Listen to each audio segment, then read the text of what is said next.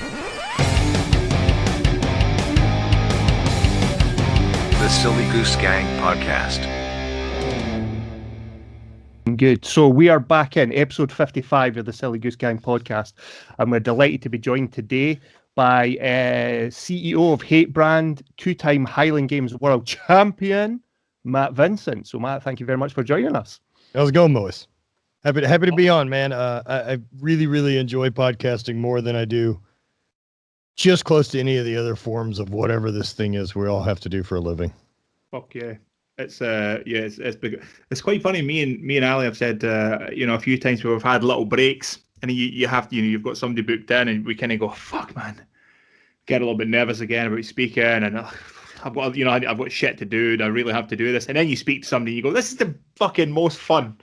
Oh, so for sure, fun. right? So much fun. It's every such time. a ridiculous thing to do, and I've loved getting to do it. It's really funny though that like how the nerves work with it, because no matter what, like it's that first 15 minutes to get through. It's like I keep checking the clock that first 15, and I'm like, holy shit, how has it only been 8 minutes? I feel like we've already covered everything. And then 2 hours in, it's still fine. Do you find that if it's somebody you don't know, like I just watched your last one. I was in my sauna and I was watching. You were talking to, was it Nikki? You're a fancy boy. Well, actually, what was funny was this is fucking quite funny. I was actually watching it, and I was watching. And I came up with your video of your home gym for like a year ago. Oh yeah. Show you how to do it. It's like Louisiana, I was sitting in my sauna, and you were saying, yeah, it's really important to have a sauna. I was like, yes, I fucking do something right. I don't do the workouts properly, but I've fucking got a sauna. Oh man, the sauna is a great purchase. Yeah, man. I've been very stoked on having one. I even have the personal one that I've still got, like at Bonnie and I's house. But then I've just bought a 3-man one up here for the new studio and everything.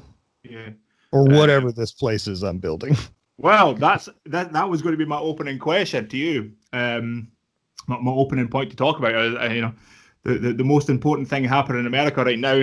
The thing that's going to help millions of people. Not that presidential. I was talking about your gym and studio. Yes. Millions of people from my private studio. I won't allow the public to come train at. But yeah, I mean, it was one of those things that it's something I've always wanted to make and have, but it just wasn't the right time, right situation, and afford it. And so as things have continued to grow, this year really has felt kind of like time to make sure it's a fuck yeah. And I found a building. It's one of those things. It's like, well, I don't know if I'm ready to do this. Maybe let's just see what buildings are available. It's like, let's just move down the road toward whatever this goal is and figure out when we run into a roadblock. And if we do, then we'll just stop. And I haven't found one yet. So now we're here. It's quite funny because I'm lucky enough to be involved in a couple of businesses, and we just took one over. With some family, we just took another business over in October, and we'd been thinking about it for a while and talking and shit. And you always try and find the perfect time to do that shit, and then ultimately there is no fucking perfect time. Make it happen. If you have the passion to make it work. Put everything into it, and fucking crack on, because there is no perfect time. Just jump. I think that right there, what you said, is one of the biggest points, and it's something that I've really taken some time to learn about myself, is that I need to give myself enough freedom so that when obsession wants to roll around, I can do it. I can decide, oh fuck yeah, and I'm going to be fully into this. Because in the past, like if it's something that comes around that I'm kind of interested in, but it's not obsession, and then I pick it as a side business or something like this I'm going to pursue, I just half-ass it into the ground because it's not, I don't genuinely give a shit. Yeah. Yeah, you got to care about your stuff to make it work, right? For me to care, it's got to be something I'm fully obsessed about, and anything less than that, like I may as well not lie to myself and pretend that business will work. Yeah. How long have you been doing your podcast for? It's a podcast. I'm 160 or so episode, 160 interviews in, and then there's been a bunch that we've done like Q&As, or Bonnie and I get on and talk about a recent trip we did, or a bunch of episodes we did post like ayahuasca journey stuff like that. That's more, explanation, or maybe even just a shorter 30-minute episode instead of but I've done every week has been an interview, and I don't think we've missed any. Yeah. No, So, just because you mentioned it, let's talk about that fucking ayahuasca journey. whew, it's something, man. Either of you guys have any experience with plant medicine? No. Smoke weed? No mushrooms? Yeah. No acid? No. When I've been in Amsterdam for jiu-jitsu competitions the last couple of years, and inevitably you go out afterwards and have a little smoke, because that's what you do. But I've never been. I don't know about Ali, but I've never been interested in drugs in the slightest. But like DMT or something like that, or ayahuasca, something that you would go, fuck man, I do like the sound of it. Well, so here's kind of where I've landed on it, and I'm almost done using the term drugs, other than I'm done using the term drugs explaining it to people. It's just chemicals, and whether or not I like the way they react with my body or not, right? Yeah. They don't have an opinion. I think the word drugs has a negative connotation to most people. I don't use it that way. I don't mind saying that I'm doing drugs, but caffeine's a fucking drug, right? So anything that I'm trying to take that perhaps can enhance my performance, I'm into. And so whether that's cannabis or whether that's going to be mushrooms or anything else, it's been great. And that's really the interest I have in them, is performance enhancement. That makes sense. But ayahuasca being a big self-discovery trip. Drugs like cocaine or your fucking stuff like that, like the highly addictive ones that tend to just lean into the ego, and I see why people want to feel that way all the time, and then it becomes a problem. Man, if someone was willing to try to abuse ayahuasca, I don't think that chemical plays well with someone trying to do that. It's not a friendly experience per se. It can be very beneficial, but it's work. I mean, the ayahuasca thing is essentially what feels like, out of the post side of it, is it's years of therapy that you just knock out in a night. To give you an example, so we went to Costa Rica and had 4 nights of it that we did in a row, which is a lot. I would prefer to not do 4 nights in a row again. But we'll see the next time I'm called to it. So the first 2 nights, I really didn't get anything. Nothing at all happened. No visuals, no real feeling, just kind of hung out. The 3rd night, it kicked in like right as fireworks were going off at New Year's. So yeah. And I really, honestly, I didn't get a whole lot of visual.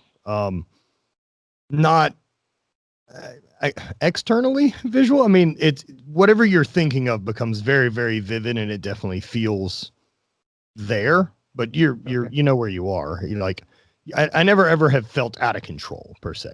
But yeah, so like the 3 or 4 big things that came up that night for me. One was I very quickly and efficiently kind of sorted through the end of my previous marriage, and through where I fucked some stuff up. Okay. Not that I didn't think I had, but there were some really big things that I found that I'd missed in the moment of, being there and not having enough awareness to catch. And those were rough to sort out. And, and fully enough that, like, post that, I fully made sure I went and apologized and everything to my ex about, like, I fucked that up, man. And I'm really sorry. Whether or not I can justify how I was in the moment with being in pain or anything else from surgeries or any other stress that I had doesn't change the fact that I fucked that up for my partner at the time. Okay. So that was very, very eye-opening. The big shift in empathy there as well. The next one was I'd realized, like, finally making some peace with the end of my athletic career, or addressing it more so. It's like I knew that I would be done throwing at some point, but I'd never kind of expected to end up in chronic pain to where like I'm not an athlete anymore. And because the shift went so quickly from, oh, I'm going to rehab and do this surgery to get back into competition, I didn't get to process it because I went so quickly into pain. Now the whole goal was fix whatever this is. And that was a 3-year stretch. Now, after I got out of pain finally and actually got some distance, like realizing that I was really sad that I didn't have the relationship with my brother and with the guys that I threw with anymore. But instead of kind of a bitterness that comes from, you know, those type of realizations of like, fuck, I wish I hung out with my brother more or any of this other type of thing. It was this very honest realization too, that like times changed. You know, we used to compete together in the same sport and we're not anymore. We used to actually work for the same company and we're not anymore. And so life has changed. We have different focus and different goals, and there's not nearly as much to communicate about when then we could call and talk about work and or the traveling for that weekend that we had a shared thing. And so instead of like being bitter about the loss of that relationship, I just got really, really stoked that I ever got to be that close with my brother and share those experiences. Because most people don't. Like, man, I got to travel around the world for 10 years with my brother and compete in a bunch of rad places. Like, no one gets to fucking do that. Damn sure not forever. Yeah. And so that was good. And then the last one was my knee and hip had started a conversation with me and basically had spoke to me and said along the lines of like, you know, everything that's going really well for you in your life right now, whether that's business, relationship, work, any of that, like, man, that's off work we did. Because if you don't throw far, no one knows who the fuck you are. I mean, they shouldn't based on that anyway, but it's definitely a thing that's gotten me through the door to do more. Without that, it's a much trickier transition to doing any of the things I'm doing. And so, you know, they basically just said like, what else do you want from us? Because we're done. Like we died on our sword for this cause. So how about some fucking respect and be a little nicer? I mean, you've traveled around the world and talked to experts and give a shit, yet you just keep reaching for the hammer out of your toolbox to beat on us instead of learning any other the tricks to make things better. And that shifted things entirely for me. I mean, when I came back from that trip, I got away from lifting or trying to lift heavy to get the rehab going the way I wanted and realized that, man, the goal is to get as healthy as I possibly can. And then we'll see how it goes from there. But if I don't fix that, and the other one's not terribly viable. Yeah. Seems like it's been massively beneficial to life. And I mean, dude, all that happened in about 6 hours. Yeah. Yeah, so that's a lot to process in a short window, isn't it? Now, it happens very fast, but the sorting your way through it, the integration of it back into your life is definitely something that happened probably over the next 4 or 5 months.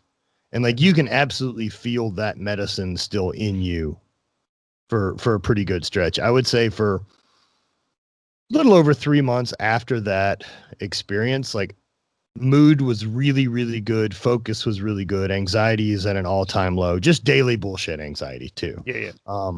It just seemed that like all the normal things that make noise that I'm trying to avoid to stay focused weren't making noise anymore. So whatever my ADD or whatever it is had just less to focus on. Yeah. Sounds massively beneficial, especially when you're talking about, and it's maybe the one of the few things I might be able to beat you on, Matt, is knee surgeries. I've had 13 of them. Fuck me. You got a fake one yet? Not yet, no. So I played rugby and then I played American football. I was a wide receiver over here in Scotland. We played amateur ball. Why'd you guys adopt that sport? I don't know. Well, I played rugby for a long time and then changed over to American football, and just got my knees destroyed playing mostly American football. I did it the first time playing rugby, and a little bit like yourself, the first couple of times we went in and repaired it, the ligament just didn't hold. Right. And withered away. So they've had to do a couple of tune-ups with it. But at the moment, they've said they wouldn't replace it yet because we're over here in the NHS. They don't like replacing these until you're in your 60s, and I'm only when I did it the last time, I was in like my mid-20s. So they're like, yeah, you're gonna have to live with it for 15, 20 years before we consider you a candidate for a knee replacement. And it's the same boat here. They things... didn't want to do mine either. I mean, but the last discussion I had with my surgeon was, I need to figure out another plan, or I'm gonna figure out how to get rid of the leg. Yeah, like I wasn't okay. Like I couldn't go up and down stairs. I couldn't walk more than about 400 yards at a time without just being so fucking shitty and frustrated that it just ruined the rest of my day and made me shitty to everyone I was around. Yeah, being in touch with that emotion. As I say, I can't really run on mine a huge amount anymore. And anything where my foot's locked, like a rowing machine or like a stationary bike, as soon as my foot's locked, my knee has a tendency, instead of hinging, it kind of hinges and twists. And me and Chris both do jiu-jitsu when the lockdown isn't in place. And there's times, you've seen it, Chris, where I've rolled and my knee's been hooked in like a butterfly. I don't know if you do jiu-jitsu, Matt, but I did for a little bit. I'd like to. I'd like to do just more. for a minute. Cool.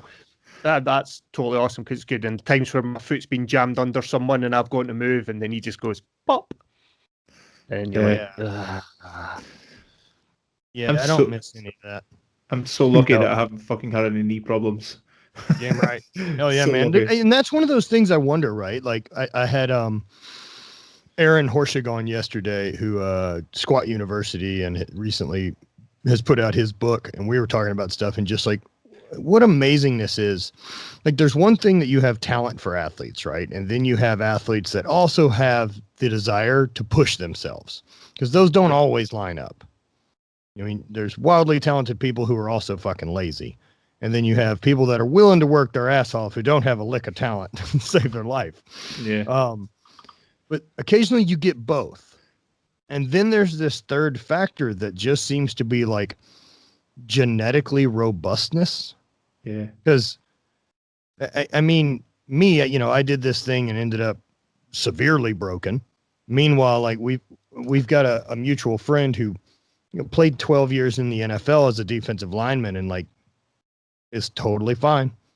Yeah. Nothing wrong. And I'm like, man, there's just a robustness there that I don't have. Yeah. Yeah, that sucked. I mean, I know guys from amateur boxing who are fucking punch drunk.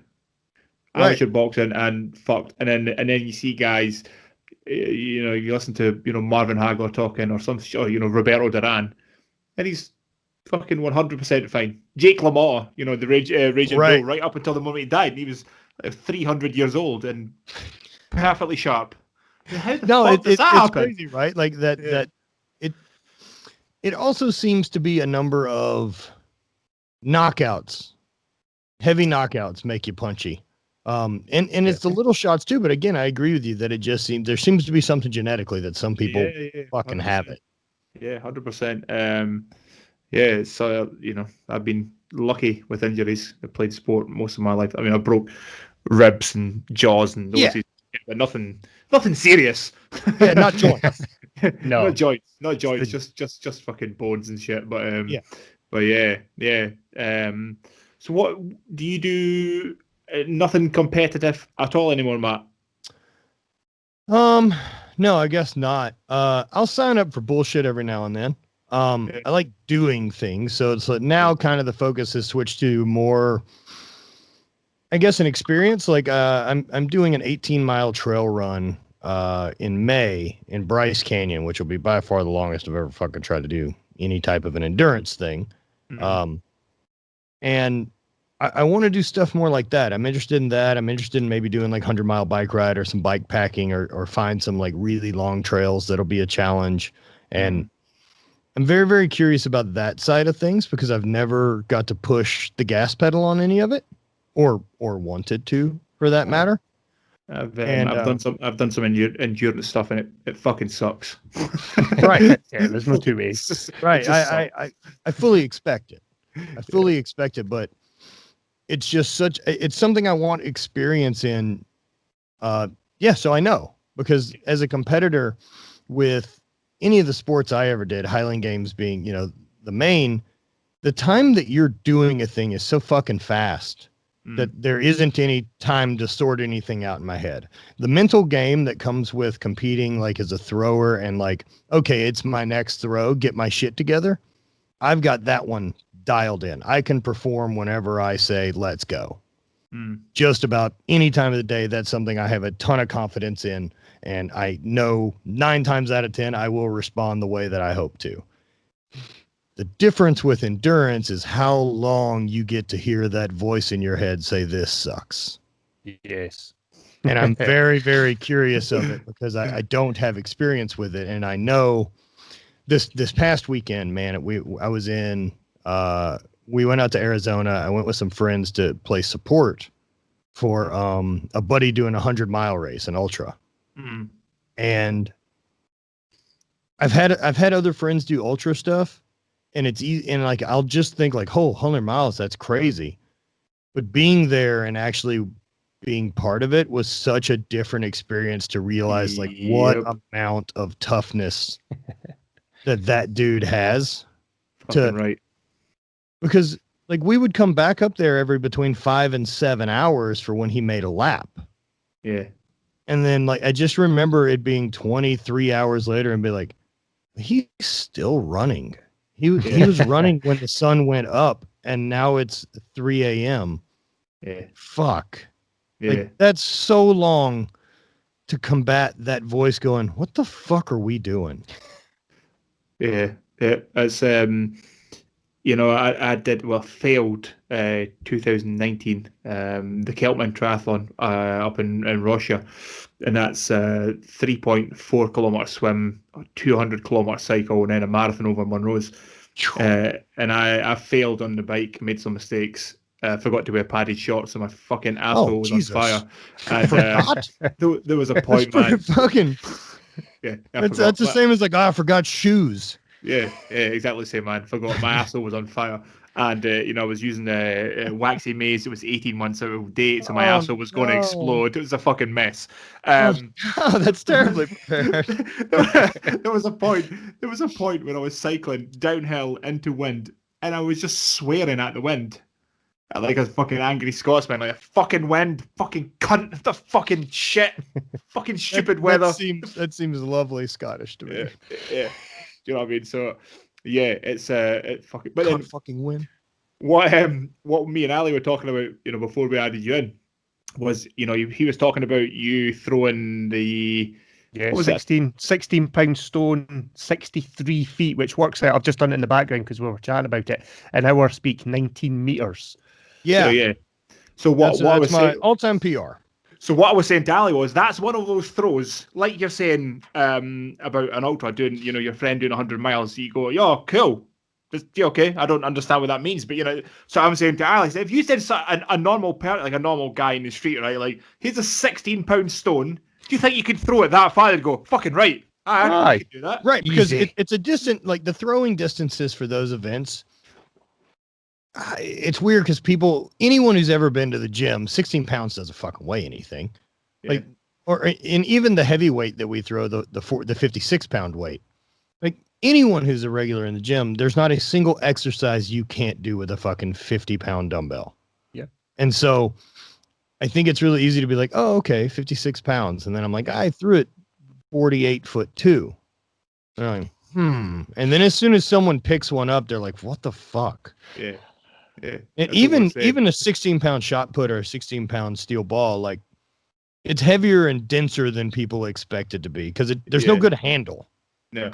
Yeah, that's what we're saying. But it's those numbers where you go 16 pounds, 60 foot. I think I could do that, and then you try it and it goes like 5 feet, and you go, what the fuck?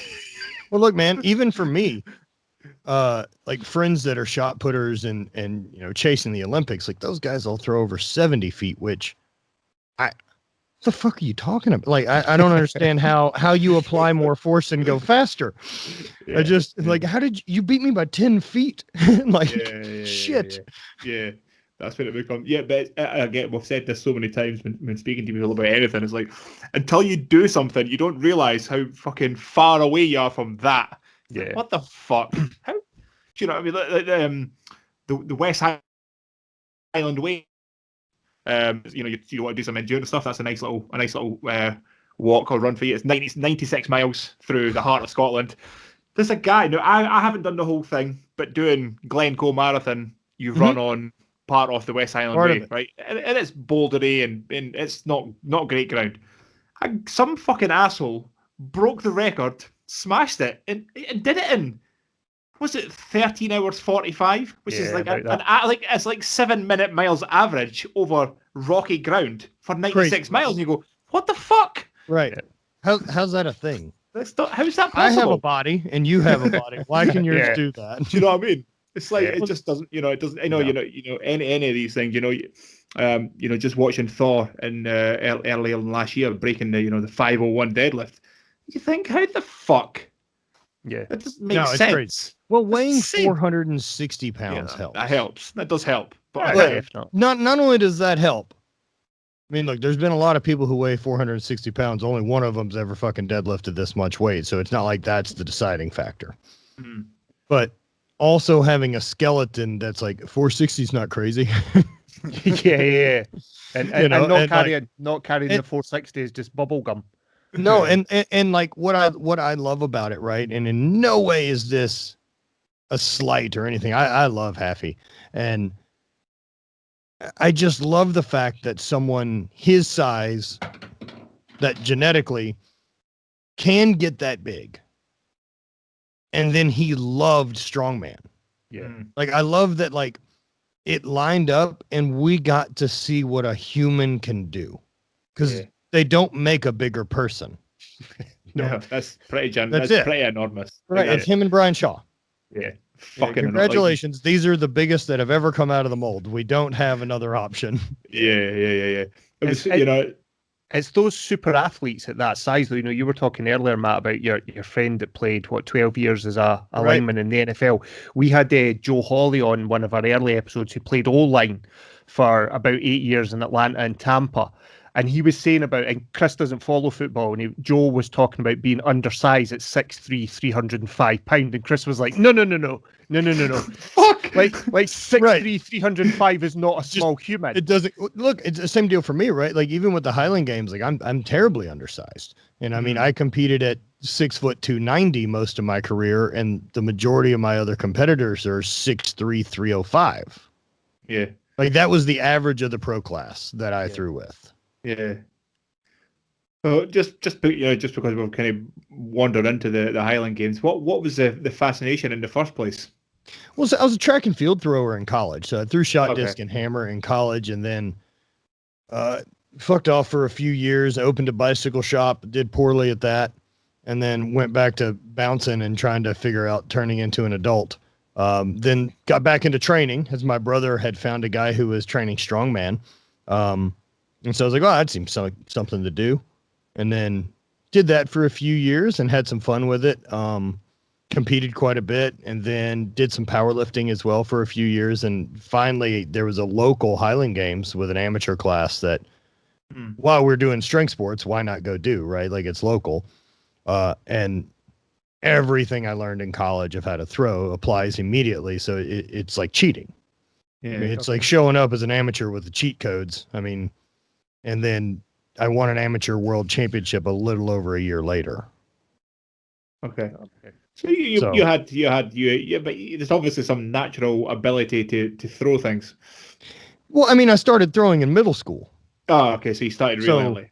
Yeah. So you figure middle school and then 2 state titles in high school, and then was a very average thrower throughout college at LSU. And where I think the Highland Games was really good for me is over the 9 events, I really wasn't incredible at any of them. I had some stretches where I was pretty damn good, but I never broke a world record in any of the events. I was just pretty good at all 9. Okay. So it was really tough to knock me out of the top 3 in any event. Yeah. You did say, though, that it kind of applied to your throw-in career when you first moved into Highland Games, with surely the one exception of the caber. Surely the first time you saw that, were you not about cabers, like, what the fuck is this? Yeah, it's one of those things, and man, you'll try to deconstruct it and figure out ways to like, oh, I could train for this in the gym, and like, no, you can't. Just go. You have to throw it.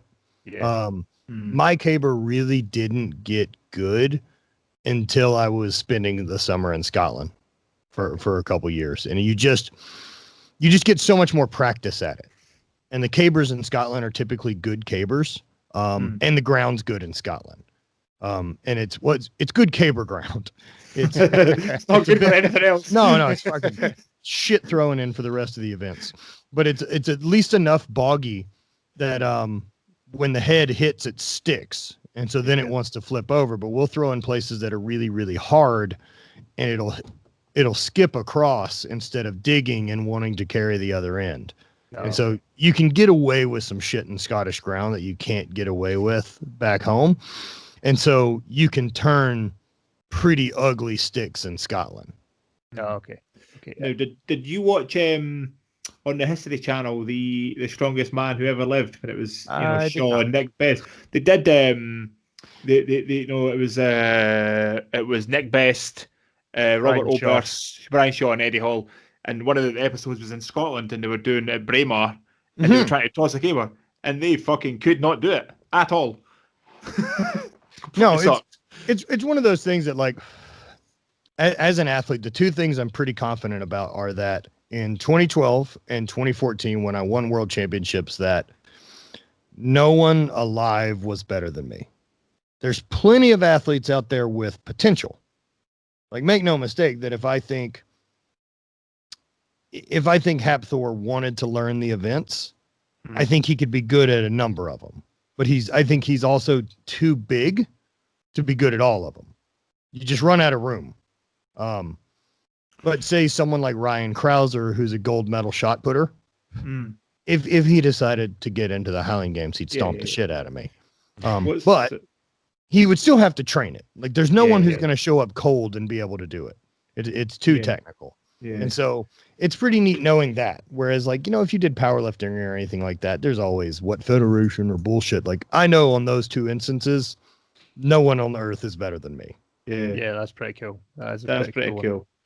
What's just quite interesting is because you're talking about, like Hafthor getting into it, was he had an exhibition boxing match. Yeah, I just watched it actually while I was eating lunch. Yeah, so me and my buddy, he was actually my boxing coach, my friend Danny. We were talking about it, and he was, he's a boxing purist, and he was saying, I didn't, he's not very good, but he's not as bad as I thought he was going to be. Of course, he's not any fucking good. He has no boxing matches under his belt. And what I was saying to him, no, he wasn't. It wasn't he wasn't criticizing him. He was saying, he was actually better than I thought.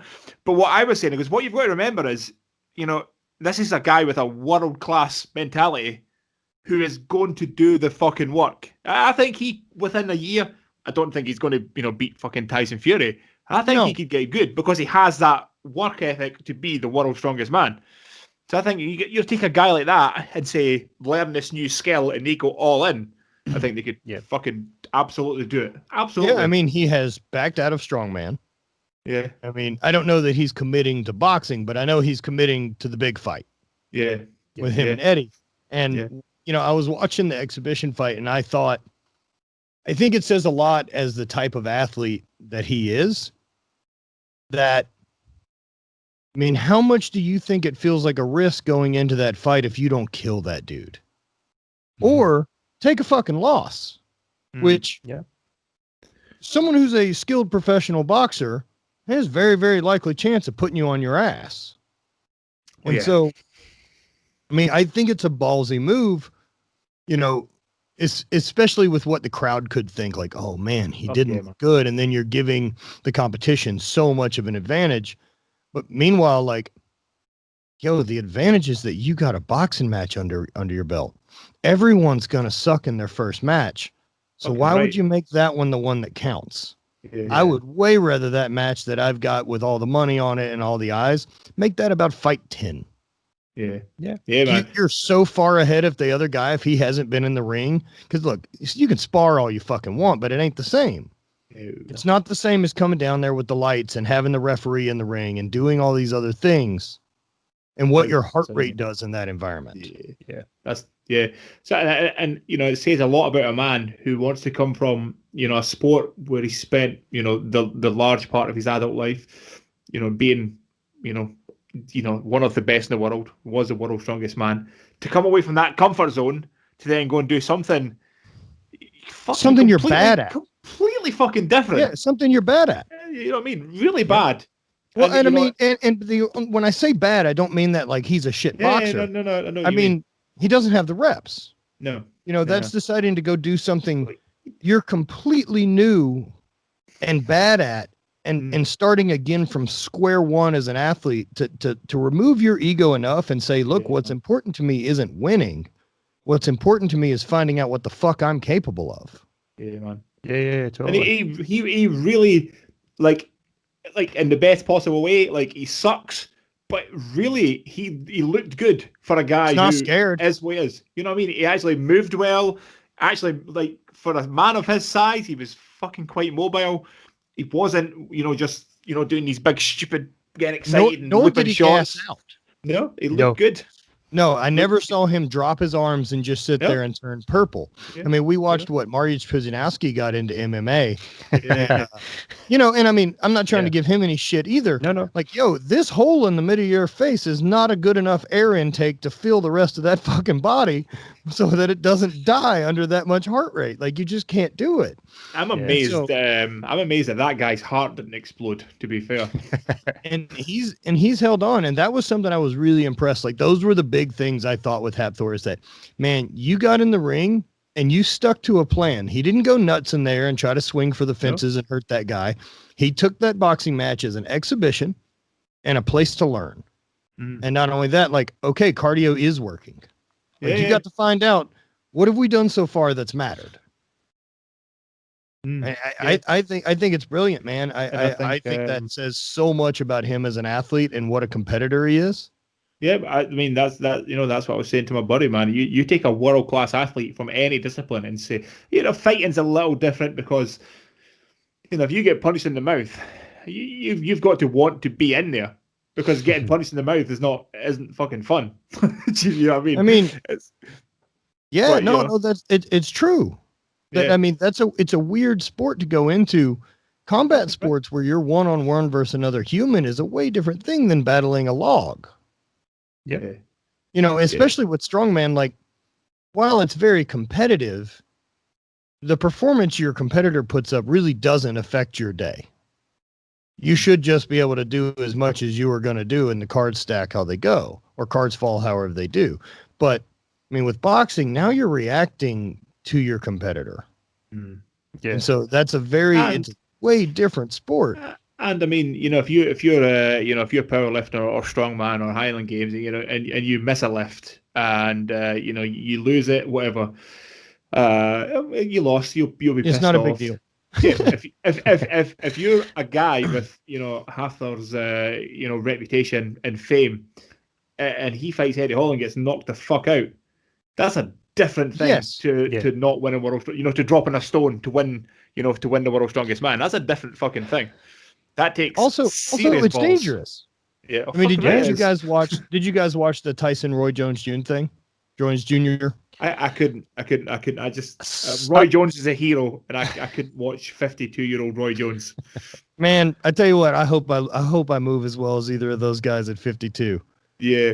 Like, it wasn't an old man fight. Did they get was there any drugs testing for that fight? I don't think it was under USADA, no. I hope not. Why would we bother?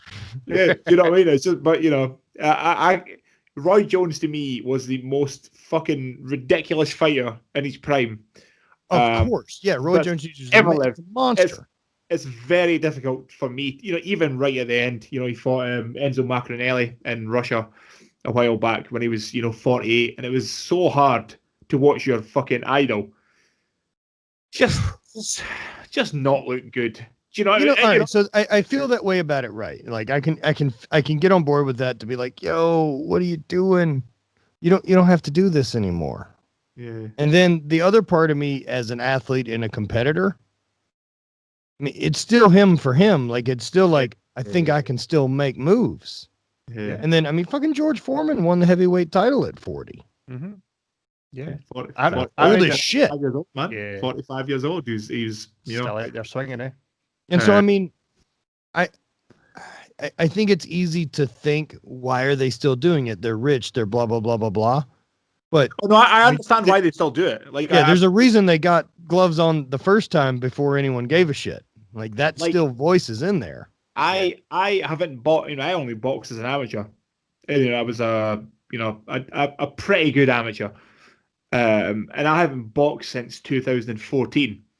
And I'll still randomly, be walking through my house and just start shadowboxing. Yeah, What the fuck am I doing? The that's fuck? awesome. Do you know what I mean? That's It's fucking like, cool. Because it's one of those things that you kind of get into your bones and you can't go. So I completely I do the same with throwing. Yeah. There's plenty of times where I'll sit there and kind of just feel hips move a little bit and like kind of shake an arm out for whatever reason, some ingrained bullshit thing I did for 10 years. Start thinking about making a comeback and No. Man, I do it all the time. No, man. no. I have people ask me that all the time now that like I'm moving a little bit more and doing some stuff. They're like, "You gonna throw again?" And I'm like, "Fuck's the point?" Like I did it. I know how good I can be at it, and I'll never be good again. Come on, man! You just talked about Roy Jones. Look, if Roy Jones does it because he loves it, Yeah, great. nah, I know what you mean, man. Yeah, But I know but what you for mean. me, I learned everything I could from that sport already. Yeah, And so, man, what else? yeah. No, it's true. It's true. But it does linger, doesn't it, as a Oh. form? And obviously, I'm not an athlete anywhere near the level of Look, of I yourself, believe Matt, this. but Honestly, it does me getting stick hurt. in your head, and you're like, I think I could still go. And then you go to a couple of practice sessions, and you realize that you're now 36 and cannot ever keep up with the 21-year-olds, and you're like, nah. Oh yeah. The only thing I would ever do throwing is that I would love to be able to get healthy enough that I could throw so that I could teach and do some more clinics and stuff like that. Cause man, that was really hard, right? Like I lost the sport and lost the ability to throw overnight. Like this has never been fucking hurt. My brain works great. Like I have all this information, and throwing one as a coach, it's really tough for me to just explain verbally. Yes. And I'm like, fuck, I have this skill set that I'm not allowed to use to translate because I can't speak that language anymore. Yeah. And so if I can get that back enough that I could teach and actually, take some throws at whatever percent that it doesn't go to shit on me, that would be cool. If I could throw again, I'd probably try to figure out if I could get my body weight down to the sub 200, because that's the only other weight class with Highland Games. Okay. And then just go take all of their records. Drop the mic and fucking sail off. And be into like, the yeah, I'm sunset." done here. You guys have a great day. Which I'm honestly not sure at this point that if I could get back to throwing, if I could break any other records. So I guess I could have at one point. I mean, there's you could always transition, be a woman, and break all the wound records. We got a lot more steps in that plan's got a lot more steps in it. It'd be a tricky one. Also, the women's records are fucking big too.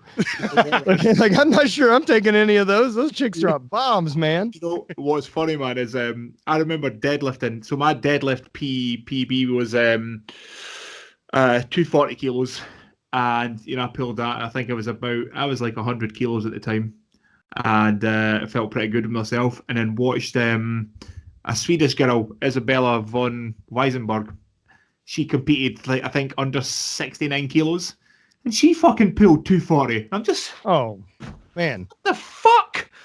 So the beauty of all of those type of things, right? Like me knowing all these mutants, is what I've done's never impressive. So I may as well enjoy doing it.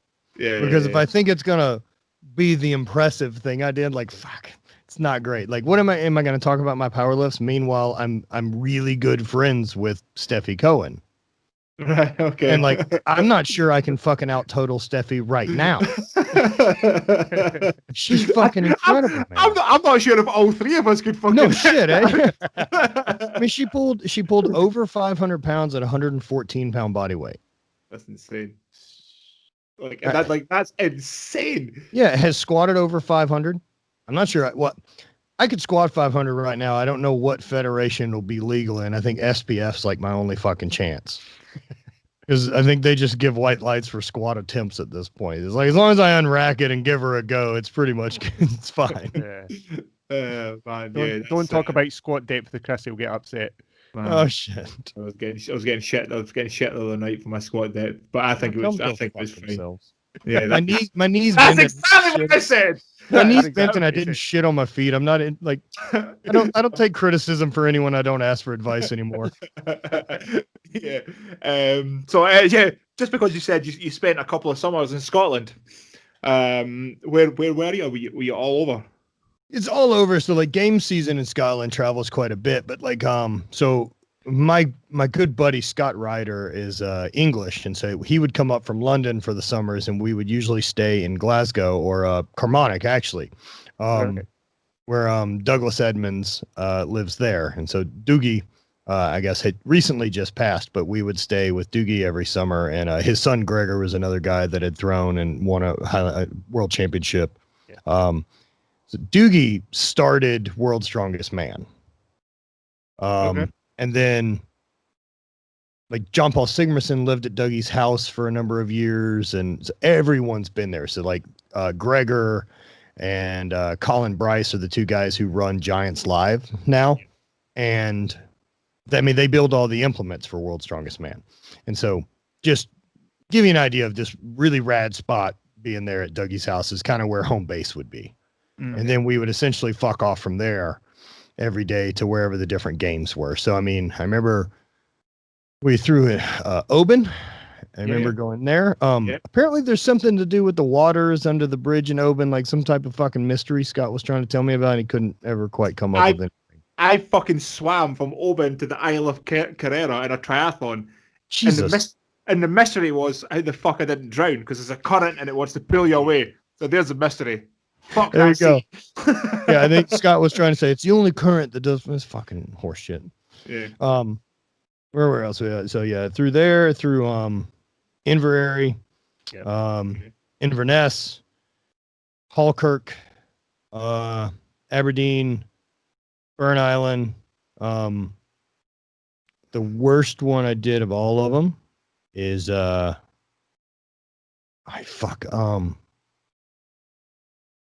where did Hamish run that fucking game? It'll come back around. Through Bollock. I never did Braemar. That's one of the ones I missed that I really wish I would have done. I won a world championship in Dunfermline. That's literally just down the road for us. Yep, that's where I did my world championship in 2014. Oh shit, man. Yeah, Hamish ran a game. Oh man, it's some silly ass name, little town. And it's one of the worst I ever did. Everything's silly in Scotland. They're all shipping names. We got over there, and I just remember, like it was cold and piss and rain, which, yes, Yep. It would be. Yep. And like it was our last game, so it was like game number 8 in probably 9 days. Mhm. And then it's cold and piss and rain, and the field is awful. And there's like 5 of us there, and like there's no one there to watch. And it's just a shit show. And then like we also know, because it's a Hamish game, like things are gonna be weird. Like who knows what we're gonna get paid, and he's gonna try to disappear before he pays us. Like that's part of it. Like we just know. And so you know going in that it's gonna be this hassle. And I just remember looking at Scott and being like, what the fuck are we doing here, man? It's cold and raining, and like we have a 5-day break before the world championships. Like, why are we here in the rain? Everything I own's wet. I hate this. And sure enough, it's one of the games I remember most, because Hamish is a lunatic and like had us do a bunch of events that aren't real events in the Highland Games, like the Stones of Density, which were just a deadlift in the field. Like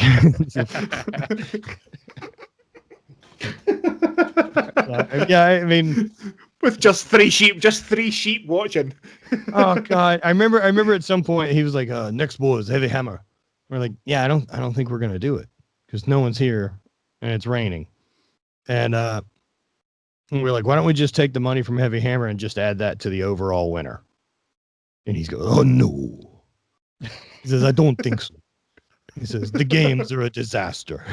The dancing girls have gone home. The falconer has left. No. Sure, Hamish. I guess that's how we'll run things. Oh man, That just sounds Scottish. That was pretty good.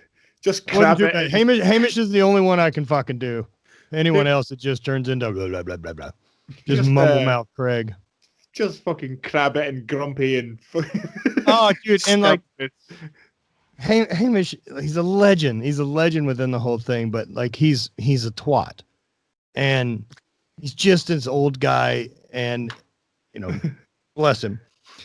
But I remember just stories like I remember there's a guy that he owed money to, and so the guy had called him up and he's like, Hamish, you owe me like £200 from the game we did back whenever. And Hamish, oh, no, I don't think I'll be paying you. His currency won't have value in the future. So I'm doing you.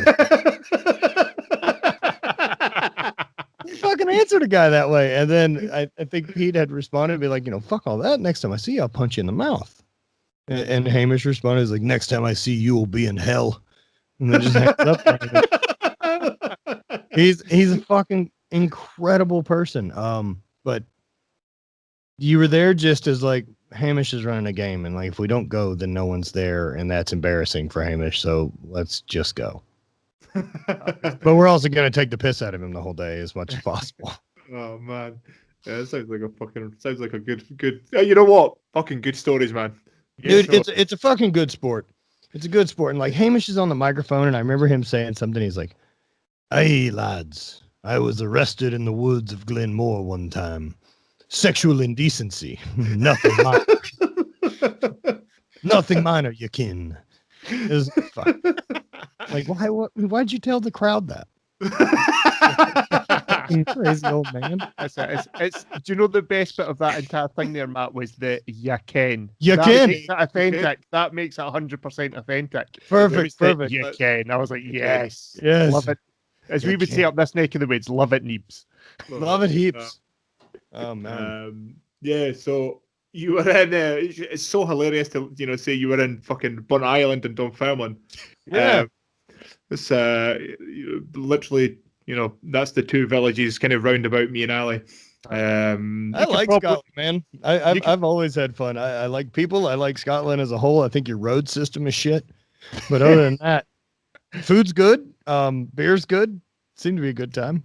Yeah, right. It's man. It's some of the places up north are fucking amazing. Halkirk's really cool. Yeah, that way. And then I didn't make it. There's a really rad beach up there that's like white sand and really beautiful. I imagine that's shit. On Harris, there's Isle of Harris, I think, is notoriously amazing. One of the Isle things of Skye is super cool. Oh, yeah, man, Skye's lovely. I try to go to the Isle of Skye once a year to climb some hills, man. It's fucking tremendous. It's just amazing. There, and then we also threw it Isle of I can't think of it, but you throw up on a golf course like at the top of this hill. Do you know what that might like the walk from the ferry being so fucking long? That also, might be not like I'm walking a lot at that point. Yeah, that might be the island I'm from, Isle of Arran, Brodick Highland Games. No, that wouldn't. It wasn't that. It wasn't that. Because they do their Highland Games just off the golf course, where I'm from. Yeah, Ali grew up in a castle. Just so you know. Oh, noted. That's cool. How'd that work out? Chris has got a son. Al grew up in a castle. That's kind of guys. One or the other. But, with the two richest men in Scotland. Yeah, I grew up trapping alligators. So I mean, whatever. Oh man.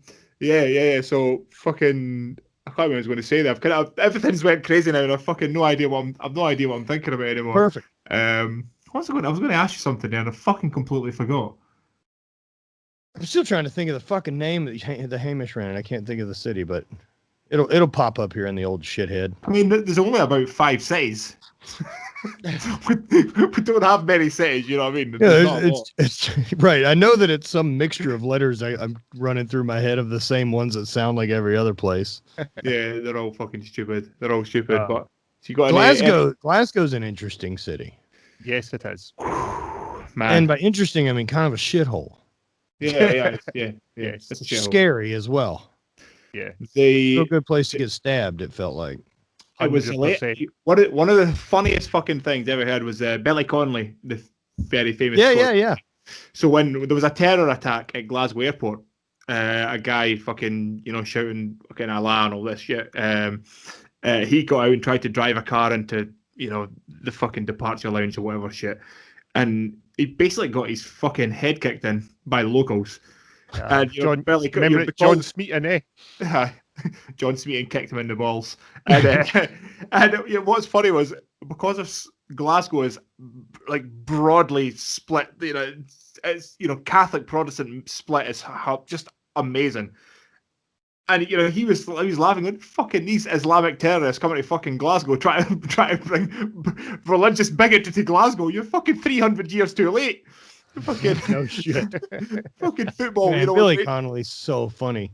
Yeah, man, he's so great in a number of things, but like Boondock Saints and stuff like that. Just such a fun role. Hilarious guy, man. Absolutely hilarious. He's guy. Brilliant. And have you seen Last Samurai with Tom Cruise? I have, but it's been a long time that I can't. Connolly's in that, and he's unbelievable. Such a fucking funny. It's kind of sad to see him now. He's got Parkinson's, and he's kind of. Yeah, he seems to be having a good laugh about it though. He's having fun with it, but he's a fucking national treasure. That guy, absolutely. Yeah, well, man, we're clock's ticking for all of us, right? Fucking right. That's why we do shit, right? Oh, I do it, man. That's why that's one of those things that for me that like that feeling of TikTok, like I can't shut it down. So that's a full thing that has me on the gas pedal. I was having this conversation just the other night. Who was I talking to? I think it was Laura actually, and we were talking about this and we were saying, fucking, like I've done like so many different like you were saying you weren't the best in the world at anything in Highland Games. Like I'm not good at anything, but I've done a lot of shit. Hell yeah! I'm the world's most average man at everything. That's awesome. But I fucking like trying things, and I still feel like fuck. I've never been to America. I want to go to America and run hills and do a triathlon and hell yeah, man. Fucking win the Highland Games. Just my brain works like that. Reality is completely different, but I try. Yeah, and it's one of those things, and that's kind of why that feeling of like, would I do Highland Games again? I'm like, I did it. Yeah. I don't have anything left to prove there. I threw as far as my body was ever going to be allowed to. Yeah. And so I know all those things. And so now it's just I have to go back and do it with a shittier machine. That sounds stupid. Yeah. Like I want to see what else I can do. And man, there's so many cool things I'm interested in doing, whether it's more endurance style stuff or getting better at maybe some competitive shooting or improving skills driving cars or even mechanic work or stuff like that. And you only get so many chapters to obsess on a thing in life, and especially only a few that really physical chapters. And so I want to know, man. I want to know what this fucking thing do. I raced some cars in my younger years as well. That's something else I've done. Yeah, too expensive, cost too much money, but yeah, I did a little bit of racing. Fucking done a lot of, kind of like you, man. Listening to some of your stuff on YouTube, like your brain works very, very similar to me. Like the way just like kind of fucking go do things, stop fucking making excuses, make shit happen. It's kind of the way my brain. You're way more successful, but it's kind of the way my brain works as well. Fucking relative, my friend. Well, you know what I mean. But yeah, it's I've kind of got a very similar outlook and approach to things that you do. So it's cool seeing your gym and podcast stuff all coming together quite nicely and doing well. Yeah, man, it's fun, and it's really like I'm just trying to build this. I guess whatever my perfect space is to be creative and inspired and motivated and want to think and do more. I just wanted to make it. And then, so that's what I've turned this into. And so, that we want to make more YouTube content and better quality YouTube content. So there's a handful of things that allow that to be efficient. Like no one ever being in the way. Also, no one ever playing music, or the fact that, we know that to make quality content, like I need lighting set up. Like you can't just fucking half-ass it. And so now I have a place that I'm 100% in control of all the lighting and who's in there and the music and the way things look and the branding on the equipment. It's something I've recently started talking about. And I think that there's different levels you can do of it in your life. And it's universe creation, and it's building your universe and your people around you. And, deciding that, I mean, the way Hate Brand started was this kind of idea of like, well, I didn't like any of the stuff other people were making. Yeah. So I'll make my own. And then now we're 6 years into that. It's little stuff like making sure your vehicle, or for me, since it's something I like driving, I like being in my vehicle. I want my vehicle to be fucking fun, because it's another one of those things that if I'm going to bother being in it for any amount of time, if that amount of time I'm in it is 20% more fun, that makes my life better. Yeah, it makes sense. It makes sense. So, I mean, that's really what it is. And so does it add to business? I think so, because I think I'll be happier doing the things I want to do, and me being more genuinely stoked and passionate tends to roll over to the other side. Yeah, I mean, I can relate to all that stuff, man. I mean, something else that I've not done anything like your clothing stuff, but yeah, I've made a couple of rash guards now for jiu-jitsu. The same thing, just went, I think I could make one myself, and I have another one. I have a Scottish themed one ready to go. I need to get my friend in Taiwan, my friend Professor Dan. I need to get him to get that made. But it's one of those things where you go, I think I could do something better. Yeah. Let me try. That. I would rather fucking fail. Yeah. And then go, that's hard. Yeah. I'm 100% not and then I'd way rather that than that fucking bullshit dude that's going to sit there and like, yeah, I was going to do that, but that fucking asshole that's never going to put it on the table and never actually take the risk and never dive in or halfway through it. Or do that thing like where they'll enter a contest and then not perform well, and then be like, well, I really didn't train. Well, then why'd you fucking bother? Yeah, man. Yeah, there's nothing sadder than I don't really go to the pub a whole heap anymore. But I might go to the pub with a few of the boys, maybe once a year.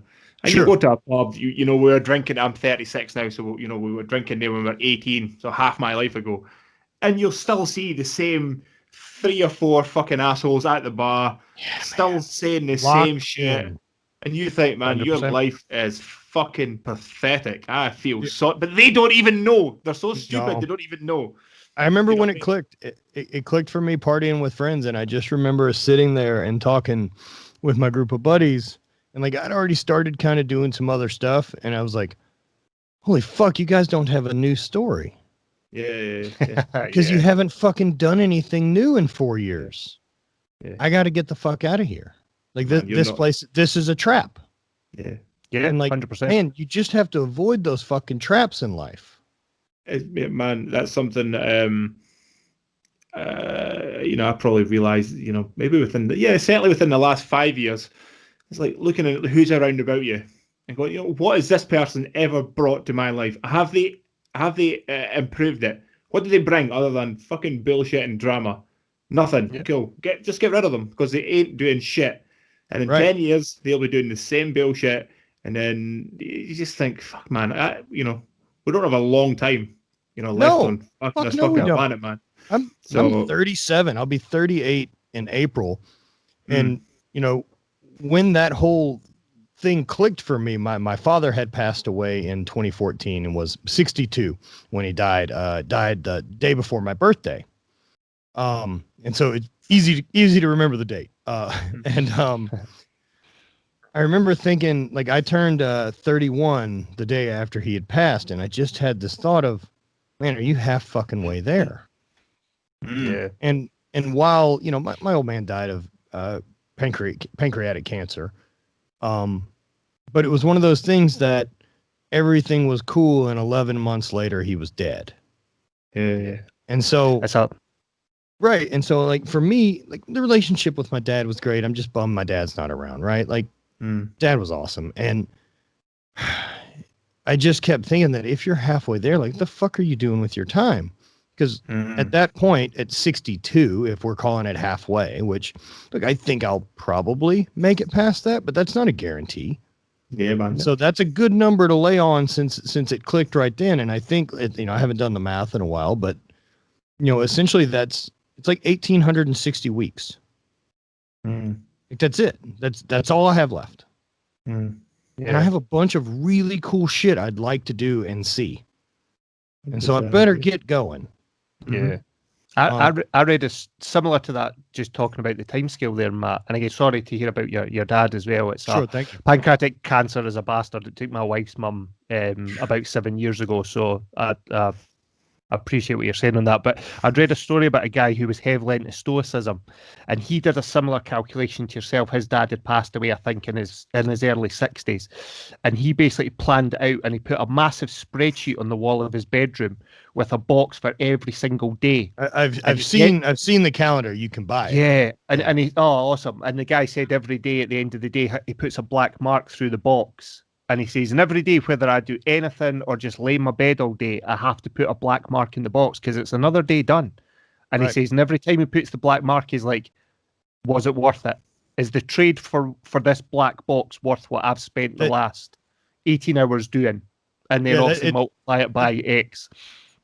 Same exact mindset. Mine. The story I use is that, if I had a jar and put 1,860 marbles in it, and every Monday morning pluck one out and decide, was this one spent doing shit I care about with people I love, or was it spent doing things I'm obligated to do for some fairy tale of one day I'll be there? Yeah. Either way, it goes in the fucking trash. And so why would I spend any of that not doing the thing I'm doing if both outcomes it's gone? Yeah.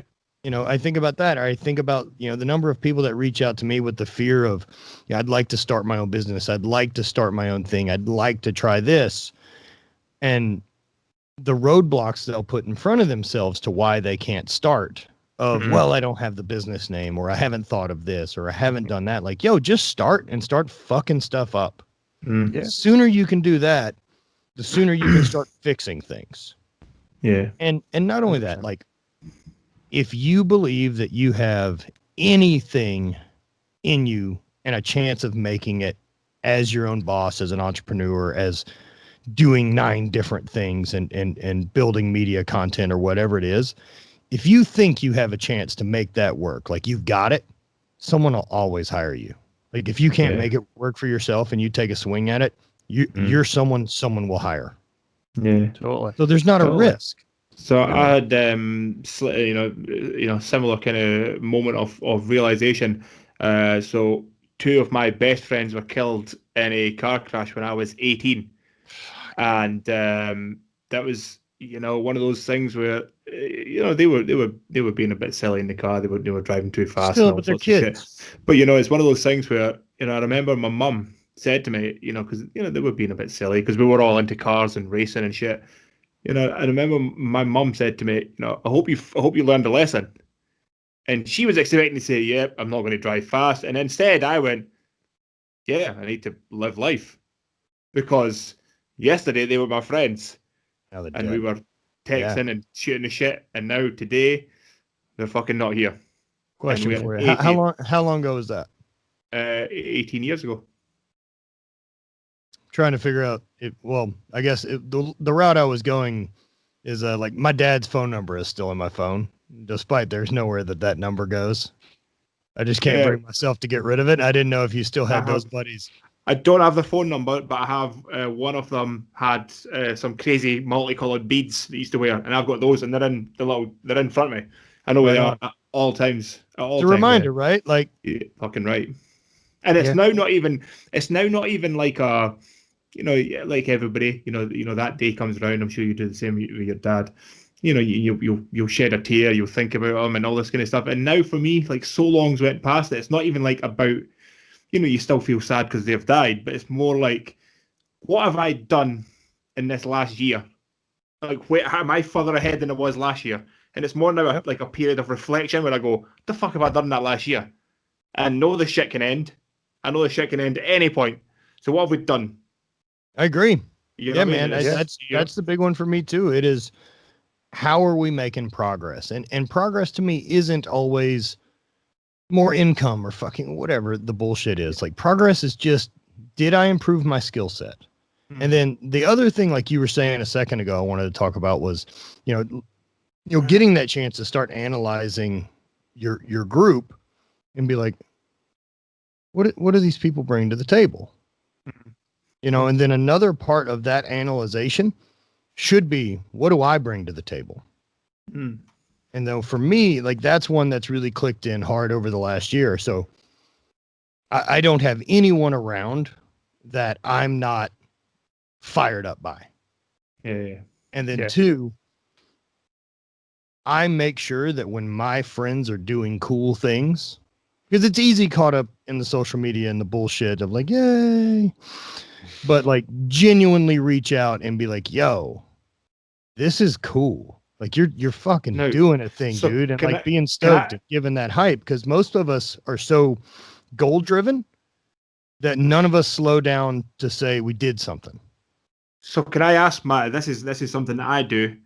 So when somebody that I know does something cool, or or whatever it is, even if something bad happens, and you'll see everybody reach out on Facebook or Instagram and they'll all say something publicly, but I do message them directly. I'll send a text. None of the public bullshit. It's something privately to say, fucking, that's awesome, man, or I'm sorry about that. It's a text or I'll actually phone call. Yeah, So that's basically what I do as well. It's not a public thing. I'm not doing it for people to go, oh my God, he said that. He's so sending up. Listen, man, this is not a public thing. This is me saying that's fucking awesome, or I fucking support you, or I've got your back. If you need something, phone me. Yeah, that's what I do as well. That's another one I'm really careful with, right? Like, I've been really fortunate to have one of like the raddest group of friends ever. And I'm very, very careful because I think as far as business and things go, I'm toward the low end of the totem pole. And so I'm very conscious to make sure that like no one can think I'm here for that reason. I want to be around because I think what you people are doing is incredible. And I want to help as much as I can. Yeah. And so, I mean, that's the other one. Like, you want to build quality relationships with people and quality friends or any of that. The answer should always be, how can I help? Yeah. Yeah. 100%. Yeah. 100%. Couldn't agree more. It's quite interesting. I think, it's quite sad when you speak to people. We're all round about the same age. Ali's a little older. I'll take the old guy card at 42. You're the old guy. Perfect. But, it's sad when you see people who haven't grown personally. Yeah. It's just like, fuck, man. Scarcity mindset's fucking tough, man.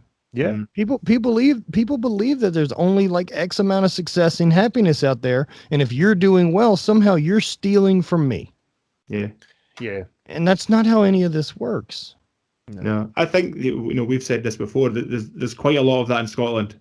And I think it's still like a clan mentality where, I know for a fact, and I've said this before, that people that we know will shit on these podcasts without even having listened to them. I've never listened to an episode. Right. Yeah. Which is great, because I take that as like, thanks, man. Now I don't have to wonder where you stand. Yeah, totally. Like, you help me out. I know I can never waste another fucking ounce of RAM or a minute on thinking about you.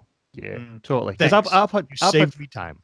Yeah, I've had friends ask me, and they're like, so I take it's just you and Chris talking to your idiot mates that do jiu-jitsu and roll about with other men. I'm like, yeah, I mean, if that's what you want to think, we happen to have had Matt Vincent on, we've had Kelly Pavlik on, we've had Clint Emerson on, we've had 3 Olympians on, we've had an Olympic silver medalist, we've had, and you can roll off all the cards you want to. But ultimately, you just go, what, if that's what you think, that's, I bet just you guys talking to folks. Nah, that's cool, man. Because then it makes it okay for them. Yeah. Right, because you're just fucking off. Nothing really cool is happening because they don't see it. Yes. Right. It's not on TV, and it doesn't live stream to their phone, and you're not Joe Rogan. But there's a fucking step one. Yeah. No one gets to be Joe Rogan. Yeah. It's I don't just want to him. be Joe Rogan. I don't No. really want to be Joe Rogan. I'd probably make a swap. That's pretty fucking. Yeah, seems like yeah, a I'd pretty be okay sweet with that. existence I could ride out for a while. I don't know if Yeah, he's I top guess- on my list, but it's probably I look guess- $100 million and not being so famous that I can still go places seems pretty sweet. Yeah, but he's like 5'7", so That's true. That is true. How about your secondary job is you commentate for the UFC? Yeah, totally. Yeah, man. Like, That'd be I cool. got to go to my side job, which is Yeah, also that- the coolest yeah. job ever. I was being more kind of silly, Of you know. course, of you know, course. do you know what I mean? But I don't. Yeah, he's a very odd shaped human. Oh yeah, 100%. Doesn't have any fucking torso. He But, looks you like know, Ed Cohn. What we've spoke to quite a few people now who know him directly, and they've all said fucking absolute sweetheart of a guy, absolute sweetheart of a guy. Of course he is. You know what I mean? You No don't get one's in his doing what position. he does by being an asshole. Yeah. It doesn't work. And this is something that I've said this to people before, and they've looked at me like I'm fucking crazy when it's like, yeah, when you get up every morning. I mean, you could. I think you've said something along these lines. You know, you could, within reason, you could be, whatever you want to be. You could you can't, I will never be Michael Jordan. But, you could be within reason. Why would you want to be a fucking asshole? Why would you want to be a fucking asshole? Why would that was something that I would say ayahuasca and psychedelics changed for me. There's a lot of years I took a lot of pride in being a bit of an asshole. Good at it. got it naturally. But now, like, it's one of those things, like, now if there's people around that I feel I need to talk to that way, it's a better move for me just to separate. Yeah. Now, I'll be an asshole pretty rough as if I'm having a rough customer service experience with a company, and then I realize the person I'm speaking to can't help me. Yeah. That conversation is going to get pretty blunt quickly. Like, so what you're saying is you can't help me at all. Well, that's but you can't fix anything. So what is it you do? Yeah, those type of things I don't do real well. But for the most part, man, I just don't want to deal with people. I'm gonna have to use that because my treadmill was broken in my gym at the minute, and Reebok keep telling me that they can't fix it. I'm gonna have to phone and say that to the guy. I'm going to use that exact fucking line. Right. See, the problem I have in the reverse of that is I train the customer services on the other end of the phone. That's my job. So I have to train them to deal, and with the greatest respect, with assholes like you when they phone up. So you guys are still both, you said, working real jobs, eh? Yeah. What do Chris runs a couple of businesses, and I'm working full time still. Yeah. What do you do? Myself. Yeah, I work for it's nationwide. It's a financial mutual organisation. It's the fourth biggest bank/financial institute in the UK, world's biggest building society. And I train all their what are known as member-facing staff, so their customer contact centre and branch staff all over the country. So I train them to deal nicely with members of the public and keep a smile on their face at all times. Do you have to have people tone down the accent? I do, yes. It depends, because we generally have contact centres all over the UK.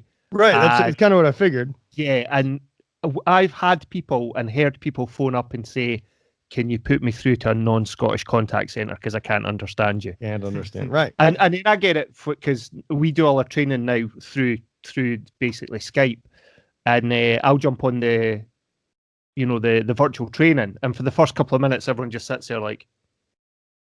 And I'm like, okay, I'm going to bring it down a level. Let me just wind that back a little bit. Let me slow it down. I'll try and speak a little bit clearer and slower. Yeah, that's a real fucking problem. Man, accents are a wild thing, right? Like, what a fucking weird evolutionary trait we developed. That I asked my history teacher this in school about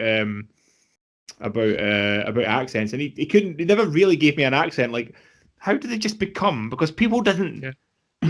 People didn't just arrive in Boston, right? Right. So why did they speak? Why did they speak like they speak? Like, what the fuck? No, I wonder the same, right? Even weirder to me is if I really start thinking about the idea of there being a time before language, and then someone's like, we need a way to talk to each other. Yeah. Here's an A, a B, a C, Yeah. and then if you mix these together, that equals a word. And then if I think about Asian culture, I have no fucking concept of how any of that came about. Yeah, it's weird, eh? And then progressing from that to I'll make these marks on a bit of clay or a stone, and then I'll hand it to you, and you will understand what those marks mean. I'm super glad I showed up and that was already figured out. Yes, 100%. There's no time in history I want to go back and do instead of when I've gotten to live. Like, no fucking way. Yeah, man. Okay, There's a couple places I'd like to visit, but I don't want to be stuck there. Yeah. No. What? So if you could go anywhere in history, where would you go? Oh man, I think the Wild West in the U.S. would be an interesting visit. Like if I could cruise around in a bubble, not affected by it, I'd love to check all that out. It's just so lawless and so fucking weird that, I mean, and this is one of the weirdness I think of the U.S. And like, while with the Scots, like you guys have this mythology of these Klansmen and these warriors and William Wallace and in these other things, ours is Billy the Kid. Yeah. Like that's what the U.S. is. It's fucking gunfights in the street with cowboys. And what's more strange is the fact that there is portraits of Billy the Kid, whereas only like really weird drawings of William Wallace or Robert the Bruce. There's an actual fucking picture of Billy the Kid. Right, because our whole country's been here for 30 minutes. Yeah. And so like it's such a weird thing. So there's some of that I would be interested to see. I would have liked to have seen Egypt at its peak. That's fucking exactly what I would do. Egypt. We just don't have any fucking clue what happened there. And it happened for so long. I mean, between losing like the library at Alexandria or anything else, like, I mean, and not only that, like how many other times did the winners erase history? Yeah. Yeah, man. Yeah, totally. Because of course they would. Yeah. Like, think about that power, right? Like that you would take over a place and be like, they never existed. Yeah, man. Yeah. Just wipe them out of the face of history. We wipe all their books, we wipe all their writings, we wipe all their houses, we wipe out their genetics. That happened a lot. Yeah, I mean, it's happened recently. When people are pulling down statues, and okay, it doesn't matter if you fucking disagree with them. You should not erase history. All right. So that and growing up in the South with pulling down statues, especially with Confederate generals and shit like that. I agree with, like, if you ignore history, you're doomed to repeat it. So we should take care of some shit there. Yeah. However, like a lot of those statues got put up in the 60s right after segregation ended as a bit of a fuck you. Oh, okay. To Black Americans. And that's why they're so easy to be torn down, is because they got fucking put together in like a weekend. Okay. So there's a lot of that's shitty. Yeah. The U.S. has fucked some stuff up. No, so but then you were people. talking about Glasgow. You were talking about Glasgow. Most of the streets in Glasgow were all built by slave owners. There's like Jamaica Street, and all the money came from the West Indian plantations and Merchant Quarter. Half of the Edinburgh New Town, like St Andrew Square and Melville Square, have got like statues on. Jesus, they must be about 75-foot plinths. Columns, and then a 30-foot statue on top, and it's all because the dude owned about 3,000 slaves and just made absolute coin back in the day off the back of slavery.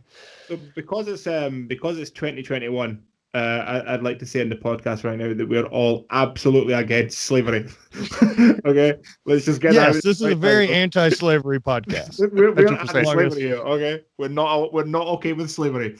But yeah, dude, I sound like I'm working on, like, speaking of shit like that, and like I'm working on some new design, and I had posted kind of a teaser for one for some gear, and someone was like, well, like the pattern of this and this kind of together starts to look like a swastika.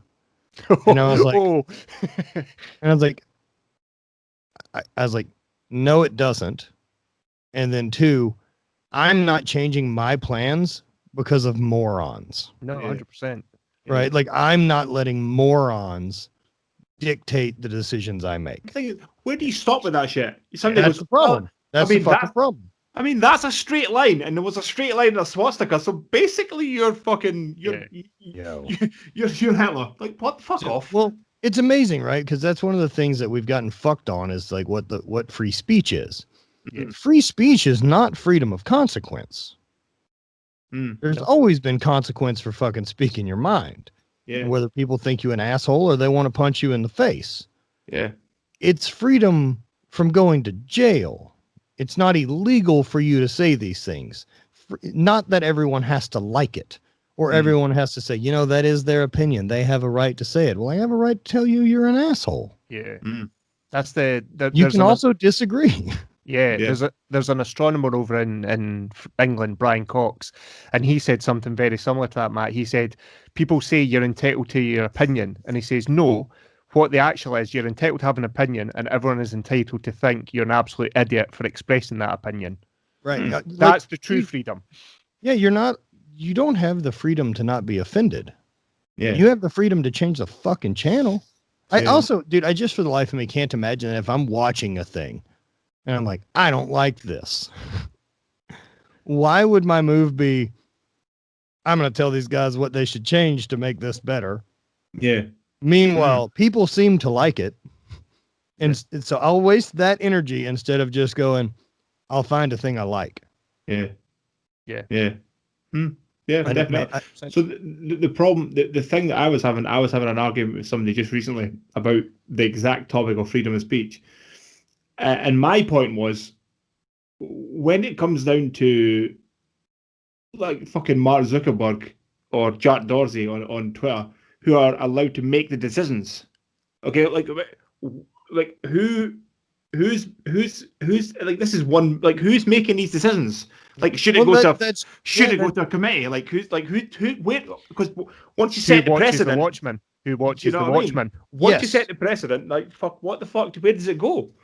Well, the problem is those are private. They're private businesses. Yeah, I understand that completely. They're not a government. They're not a government company. You're not entitled to use their product. Yeah. Fucking make whatever rules they want. Yeah. They just so happen to make the best product that it's so fucking good. We somehow think it's bigger now than a company. What I do have problems with are censorship. Yeah. Because either everything's okay or fucking nothing is. And I hate the idea of censoring thoughts, and I hate the idea of any of that, but I do get I get the anonymity that people will just be shitty because it's the internet and fuck them too.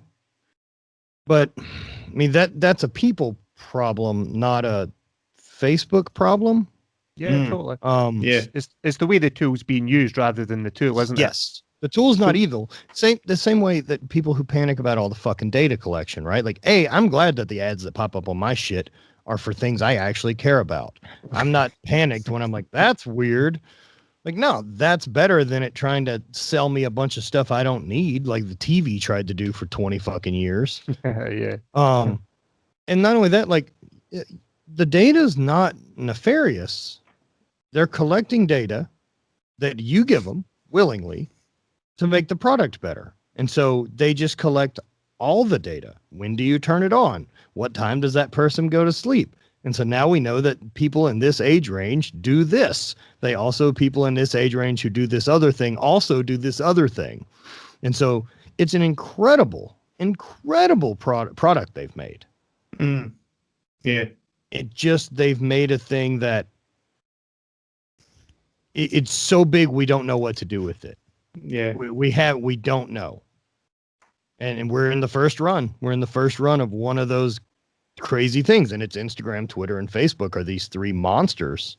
Yeah. I mean, you don't ever hear much out of YouTube. Google seems to keep their shit under control as far as not getting involved in any of this, but they're money makers, man. And with political campaigns and everything else, if they're a space that can be bought and people are willing to listen to false information, it gets really dangerous. Yeah. Yeah.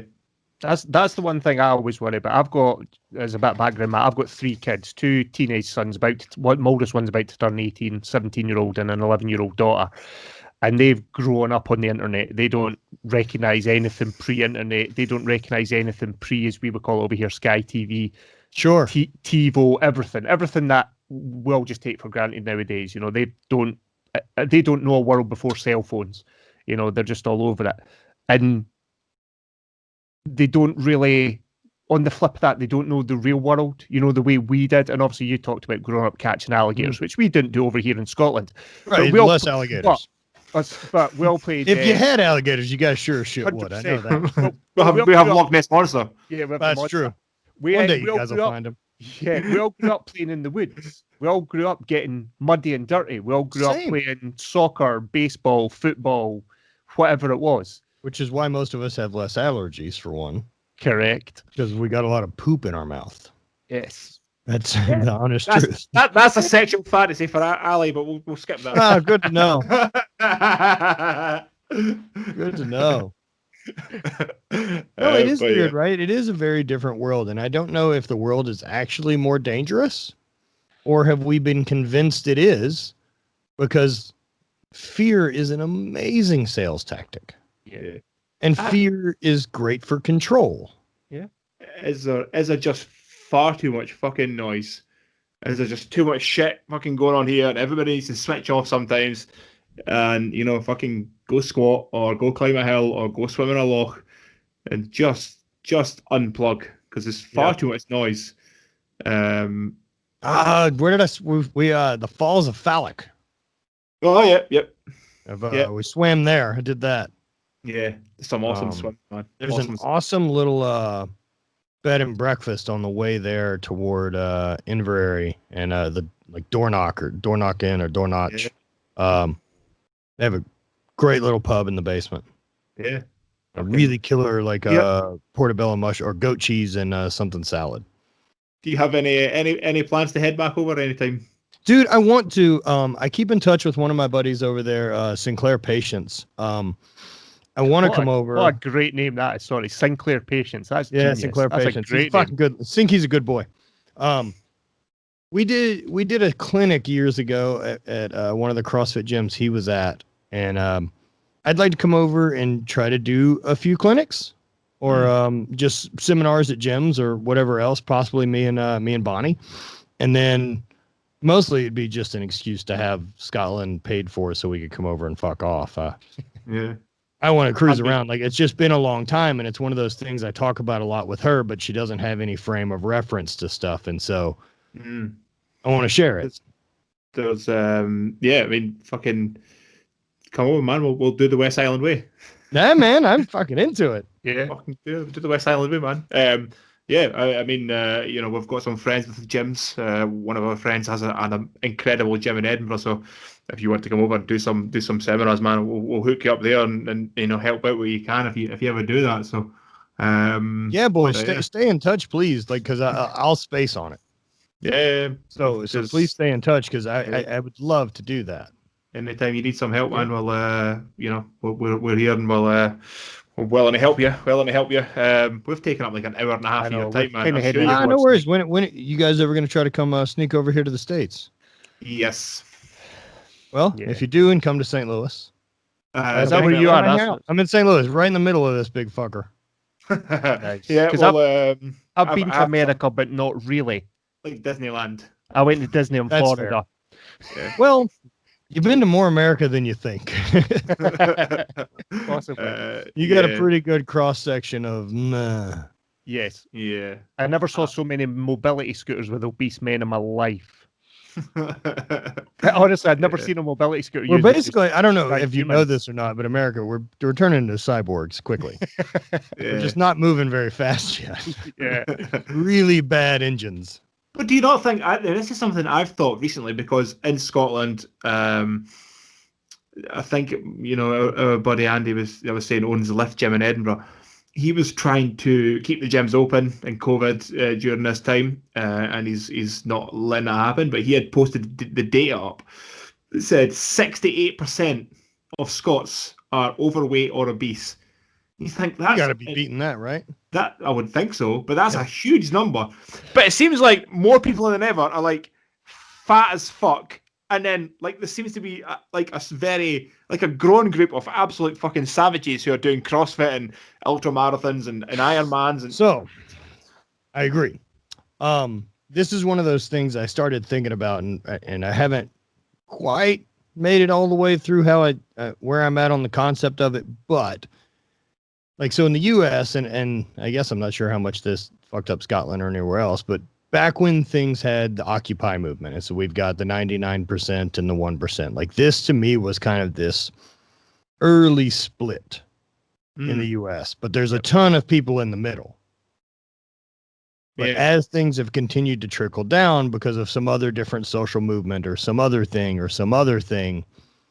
we're losing the middle, and we're expecting everyone to be on left or right. And that's one of the ways things are. Like, my feelings about a pandemic shouldn't lead you to want to also figure out how I vote for president. But it has become that. Yeah. And I think one of those things that we're going to see the split on at some point is people who have their health. And it's people who've chose to keep it. I think at some point we're going to see a split to where there's different insurance offered. There's different things offered. If you have, let's say, preventable diseases. Yeah. You know, things like type 2 diabetes or anything else that, like, if you've chosen to be this obese or you've chosen to allow yourself to get away, like, it's going to be tougher.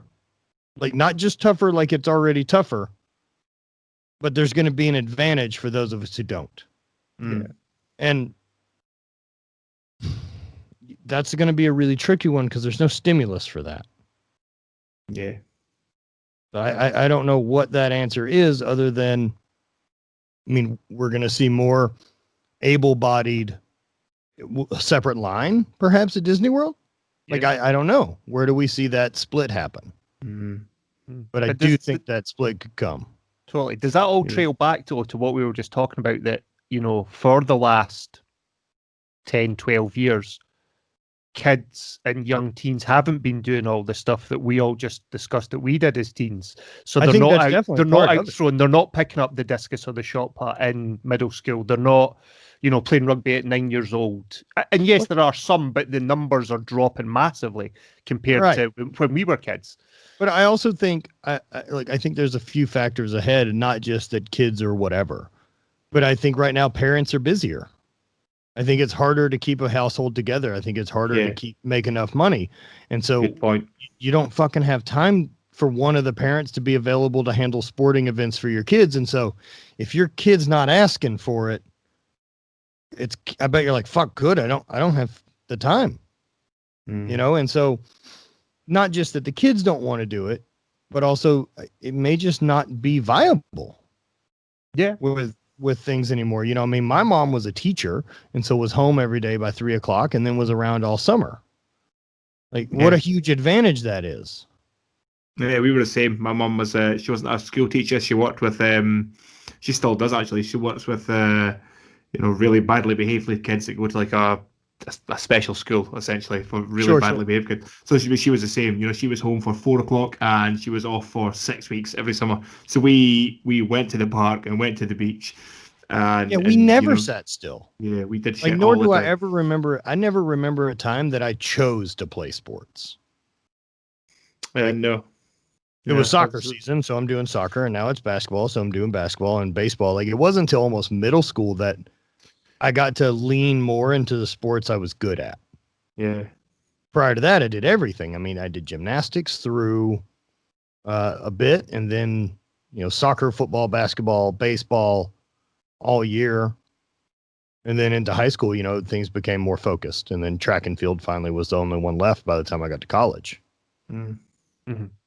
Yeah, it's you know, I think that, you know, and this goes for absolutely anything. It's very easy to look at the problem here and forget about all the surrounding shit. We just kind of look at this thing and forget a lot of times, everything. like, it's easy to look at obesity and be like, yo, the fucking problem's obesity. Obesity is a side effect. And so it gets really tricky when all we're trying to do is chase the symptom or side effect. we got to get to the cause. Mm. And we need to start figuring out how to be proactive on things, but it doesn't seem like governments currently are interested in proactive, that they sit on their heels and wait defensively to make any decisions, especially regarding health, especially regarding doctors. Yeah. And so that's how we all react. And then, how many people are told, I mean, doctors are treated as an authority figure. So what they say is fucking right because, man, they went to more school than I did or you did. Mm. And then next thing you know, like they're not trained in nutrition. They're not trained in any type of alternatives or anything holistic. And so the answer is, well, we have medication to get rid of your symptoms. Yeah. They're not providing an answer of how to get out of the problem. Totally. Yeah, I mean, I'm super lucky that I've never really had any health issues at all. One of the only times I went to the local doctor was I hurt my back. This is probably when I first started lifting weights when I was like 22, something like that. And I went to the doctor and she said, let me have a look at you. I mean, can you touch your toes? Yeah, I can touch my toes. I mean, can you do this? Yep. I'll just prescribe you some painkillers and. Right. Okay, cool. It doesn't really help me at all, but okay, thanks, dickhead. No, right. And what it's either that or like, so you hurt your back lifting. Well, you should stop lifting. Yeah. Which I get the logic of. Yeah. Which also is a solution. Yeah. But not a good one. But not a good one. No, my dad was in the Navy talking about backs, and he herniated 2 discs lifting a boiler collapsed off a gasket onto one of the sailors. So my dad jacked it up with like a reverse deadlift and pulled it off to pull the boy out, herniated 2 of his discs. Ugh. And this was 1992, 93 it happened. So they put him in traction in a bed for 7 months. Didn't, like, literally on his back, 7 weights months hanging off his feet for 7 months, because that was how you fix bad backs in the Navy.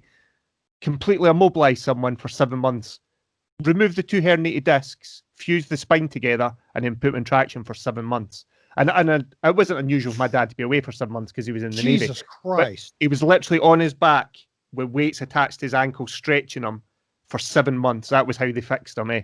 And by fixed, I mean fucked his back up totally. Why do we consider... Why do we not look back as little as 20 years and think 20 years from now, clearly we'll have no fucking clue what we were doing? Yes. Like, of course in 20 years, we look back and think that. I look back I look back a week ago and go, oh, Jesus, fuck? Right? But that's another one of those fucking things that should be obvious that we don't have. And especially with my current government, one of the issues I have with it is no one says I'm wrong or I'm sorry. Yeah. And that's bad, but that's not good leadership. No. Yeah. You can't just fucking ride it into the earth because you made a decision a long time ago. Like, you got to be able to say, like, hey, I got better information. Yeah. Yeah.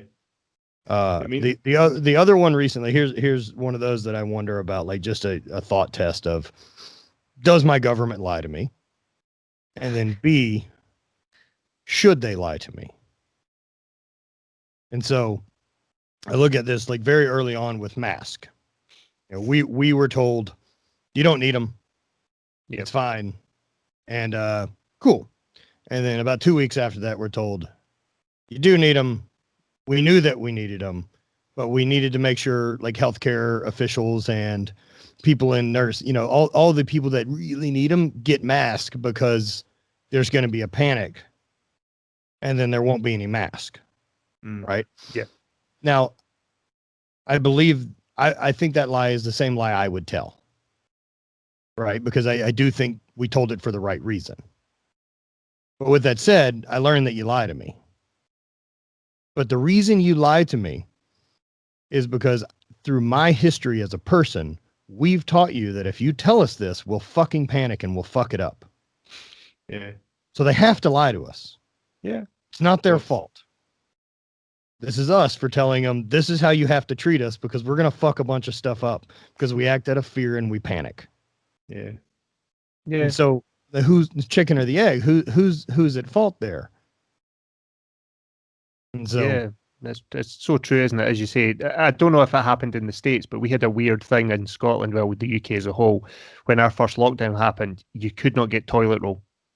we had the same panic on toilet paper. Toilet rolls just zoomed. And I've heard all the explanations. It's because it's such a bulky item. You can only store so many in a warehouse, and then you can only fit so many on a shelf. So if you even take 6 off the shelf, suddenly there's spaces, which drives the panic, which then makes it worse and worse. But yeah, it seems to be this thing that I agree. I think there are times where the government does have to lie or withhold information for the general public's. I mean, well, they saw us panic on toilet paper and they said, shit, we can't say anything about masks. Yeah. I mean, I was fully prepared to get off the toilet, step in the shower, use my hand, wipe my ass. I'm very curious why the two of you animals don't own bidets. I don't know why we don't have them in Scotland.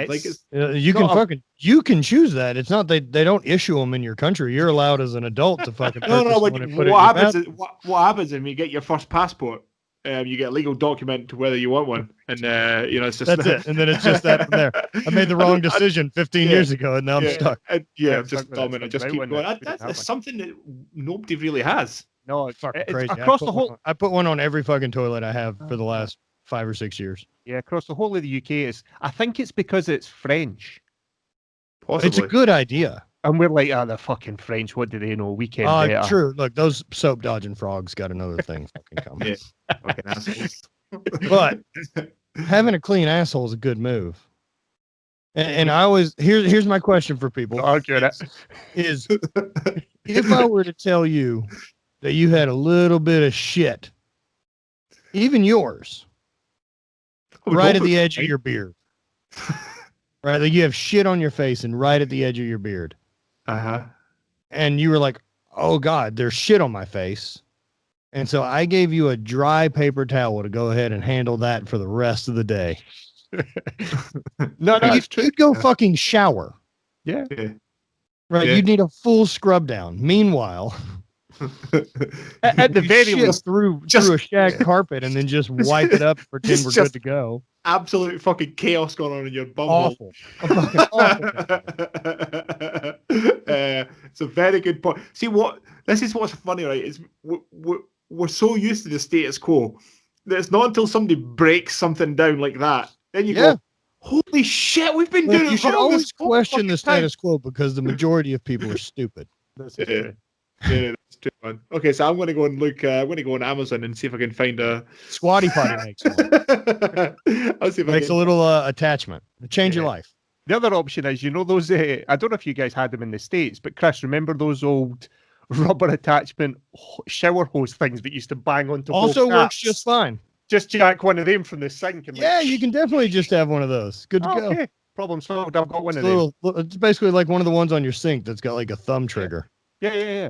You know what's amazing, man, and I don't know if this happens in your podcast, but none of these fucking conversations go the way I was not prepared.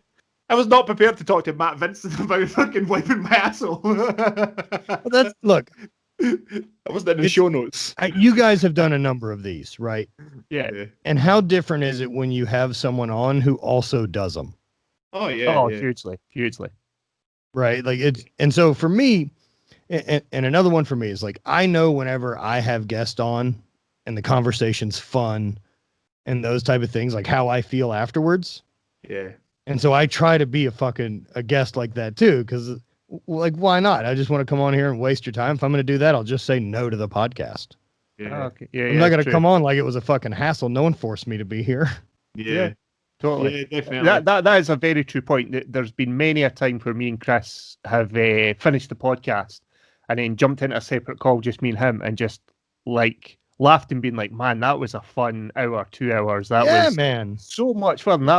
We weren't expecting that to be so cool. Just to give you a very early example, in one of our very first ones, when I first started sliding into American men's DMs, I got in touch with a guy that I'd read a book called, a guy called Robin Dreek, and he's the former head of the FBI counterintelligence program. So he used to recruit. What'd you do? Just fucking DM this guy? And he's like, I'll be on. So, and he used to hey, I gotta start inviting people on. Shit. He used to recruit Russian spies for the American government. That was his job. convincing Russians to spy on He Russia. talks about all this? Yeah. So, Holy fuck. so I messaged him just going like, he's never going to read the message, number one. And number two, if he is, it's called the Silly Goose Gang, and it's two Scottish guys. There's no way he's coming on. And literally an hour later, he comes back. Yeah, I'd love to do it. When? And I was like, oh shit. I need to. So I decided a long time ago that I just say yes. Yeah. So he came on, and just beforehand, me and Chris did a little bit of a chat before we invited him in, and we're like, man, he's the former head of the FBI. We're going to speak to an FBI agent, and he recruited spies, and it's shit. This is going to be intense. So I did him into the call, and I went, hi, Rob, and he went, I've been looking forward to this all day. Speaking to two Scottish guys that are called the Silly Goose Gang, and we were like, oh, okay, this is how it's going to go. And it just... Yeah, man, super cool. Super cool. Super rad. Yeah, so Ali does pretty much 90, well, he has done 99% of the booking and all that kind of stuff. And people have asked me, and I know they ask you Ali just show up regularly. here and fucking drink, is that? It's pretty much it, man. Pretty much it. Perfect. Yeah, get one of these jobs. We've said before, man. Ali's a brainy one. If you need something heavy lifted, man, I'll lift the heavy shit, and that's it. But Ali does all the hard work. But yeah, like it's what the fuck was I going to say? This is why you don't get. You were going to say about people have asked us how we get guests. People actually like I can read his mind as well. Like, how the fuck do you get these guests on? And it's like, what we do, right, is we ask them, and they go, "What? Like, right. Is that it?" That's it. Yeah, that's it. It doesn't matter if they've got fucking 500,000 Instagram followers. Well, I mean, ask the question. Just try. Yeah. What are they going to say? No? Yeah. I've had plenty where it's like, oh, fuck, they said yes. Yeah. Interesting. now I got to get my shit together. Yeah. Yeah. I sometimes badly time it because I send out about 4 or 5 DMs maybe to a few prospectives thinking I'll get one of them will say yes, and suddenly all 4 come back and go, yeah, we'd love to. And I'm like, oh shit, I've got too many guests now. I got to book it like a month and a half out, and I feel like an asshole. Yeah. Or we're doing 3 episodes back to back to back, and we're Oh. just battering through them. That's rough. Yeah. Who's been your favorite guest, and who's your dream guest? The favorites are weird because the conversations vary so much, right? Yeah. I really, really like having my best friend Dant on. I've only got to do 1 episode with him, but it's just him and I shooting the shit. We've known each other since middle school. He's one I like talking to because I just don't get to see a ton anymore, and whenever we do, it's great. Kyle Kingsbury is another one of my favorite guests. Really, really lovely dude. I think super smart and a buddy that I'm really lucky to call a friend. Kelly Starrett. Anytime that I'm lucky enough to get like Rob Bailey or Dana on is really good. Those guys they're fucking rock solid. Brooke Ince is another. Man, she seems like the fucking coolest girl in the entire world. None of that's a work. Yeah, okay. She's honestly just super fucking rad. And then Steffi Cohen and Hayden. Like man, I've just been really lucky because I honestly have the podcast to sneak building relationships with people I want to be around. And just fortunate enough to talk to a bunch of fucking maniacs. And I fucking just love it. I love that none of them play by the regular rules of life. Yeah. Sounds familiar. Yeah. Sounds very familiar, man. And there's something once you figure out the hack that the rules don't have to apply. Yeah. They're just suggestions. Yeah. And you're like, okay. Yeah. Yeah, it sounds is there anybody in particular that you'd love to have on that you haven't got yet? I've got a big list of people. I'd like to have Tim Ferriss on. Yes. That'd be interesting. I think he's a really interesting guy. I know him a little bit, and I really am fascinated by the way his brain works and deciphers and puts things together. But if I'm going like, I don't know, crazy, who would I love? I'd love to have like Prince Harry. Oh, okay. Which that is a leap, but for me, like I'm fascinated by a ton of stuff, and like I want to know what the experience is of growing up as one of the royal kids. Like, I know what my life experience is, but of all the infinite possibilities that exist, his is a really weird one and super unique. And Totally. dude, you're born into it. You didn't pick, like, you don't even have a fucking choice. Yeah. And so, when's the last time you went somewhere by yourself? Ever? Yeah. Have you ever not had fucking security with you? Like, Probably no never. matter what, No. you know what I mean? Like, you can't just make that decision at some point in your 20s to get up and go somewhere. You have to fucking make a big deal about it. Like, do you have a checking account? Have you ever been to the fucking grocery store? Like, I know you've never experienced, like, what bills do I pay this month because I'm fucking broke. But like, there's got to be other things that are slight annoyances for you that aren't even on my radar. Yeah. And, you know, I know that a lot of those questions get tough because people think the answer is pretentious or fucking whatever because, you know, it's, well, our helicopter's acting funny, right? Like, what a cocksucker thing to say. But at the same time, it's still a real fucking complaint. Yeah, Yeah. totally. And Has so, like, I'd just be fascinated. Like, maybe I'm not the guy for that interview, but I would love to see a candid interview like that if they could ever give it. Yeah. His dad, Prince Charles, was my dad's captain on the Bronington in the Royal Navy. And he said just one of the points about security, he was on a boat and there was a detachment of 12 Royal Marine Commandos on the boat as standard. And he still had 2 Royal Protection Officers when they were on a boat at sea, just in case. So Right. you've got a Royal Navy ship with a gun.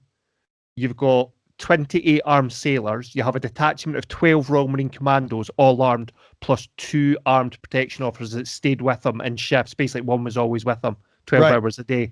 And even when he was asleep, there was one stationed outside of his wardroom. Like, could you imagine, right, being that guy, right? Can you imagine being that guy and just thinking, man, I had a fucking real nasty curry last night, and I need to go to the toilet and do a really noisy shit. You have, I bet you're so immune to it. I tell you what, probably, though, I bet he probably. has a bidet. I bet Charles has a bidet. Prince Charles has a bidet. He probably has somebody that wipes his ass. Oh, 1,000,000%. Yeah, Man. but you know what I mean? They would have Yeah, I just think what a weird existence, right? Like that you've had that treatment forever. And not only that, like neither one seemed to be real pieces of shit, which I'm not 100% sure I could pull off. I mean, Like you haven't heard the word fucking no ever. Yeah. I mean, Your grandmother is the Queen of fucking England. Like when people sing the song "God Save the Queen," they mean her. Yeah. The thing is, Your grandmother. Like what the fuck? William actually seems to be pretty cool. He went to university in St Andrews, and he actually seems to be like reasonably normal. You know, Reasonably. Yeah. I mean, it's still going to be fucked up behind the scenes. You know. Well, I don't know if fucked up or just like there's a lot of things you don't have a reference for. Yeah, that's probably what I mean. You know that you just don't know. Yeah. You know, I mean, you have. I mean, imagine trying to solve problems for people or something like that, but you don't have a frame of reference to like, oh, there's people that don't have enough for bus money. Yeah. Yeah, that's true. Yeah. Yeah. Right. Like, so I don't know. It's just such a different perspective on life. Yeah. Yeah. Yeah. And as you say, you know, they might seem ridiculous problems to have, but you know, they're still fucking problems. Everyone's still got bullshit, man. Yeah. The problems just change a little. Like Yeah. everyone I know that's doing really well and making it work at any level still always feels like it's going to turn off tomorrow. And I'm just treading water as fucking fast as I can. And so like, if you're feeling that way, good. Like that's I've how it's supposed to be. I've said to people recently, like every now and again, I'll just freak out because I'm like, what the fuck is a mortgage? What the fuck am I paying? Like, what the fuck? What the fuck is this fixed rate? I don't know. I don't understand. Yeah. Like, what is it? And, you know, and you just kind of go, I have no idea what this means. I know I pay a bunch of shit and I get to stay here. Oof. Yeah, But it's you very, know- very odd. It fucks me up when it's like either a mortgage or you know, trying to do something business wise and get funding or lending for it. And it's someone I've never met who doesn't know what my business is gets to make a decision on my business going forward. Yeah. And like, I don't even get to plead my case. Yeah. It's data, statistics. That's it. Yeah. It's fucking crazy. Absolutely crazy. Boys, I am running out of time. Yeah, Yeah, I was gonna say, we've 2 hours literally deep hit now. 2 hours deep, man. Just No before worries. before we do wind up, we'll always just throw it out. Just if people want to find out more about you, Matt, or your company, where can we send them? And we'll tag this in our notes when we release this as well. The UMSO podcast is probably the best way to get more of me doing me things. Instagram is ihviiimattvincent, and my brand is Hate Brand Goods. We also sell some coffee at Habit Coffee. I was having a look before we came on, man. I'm gonna go and grab a hat and a t-shirt and a shit. Yeah, Man, so, use the UMSO code. It'll save you 10%, man. awesome. Help out with whatever it fucking costs to get things through your customs. £1 million. Yeah, it's expensive. Yeah. And then they'll hold it for 2 months. It's real fucking helpful. Maybe order a really heavy hoodie. That's so true. Fucking kills me. Thank you very much for your time, man. It was fucking brilliant. Really good Thank fun. you, boys. Thanks so much, man. Episode 55 of the Silly Goose Gang with Matt Vincent. We are done and dusted.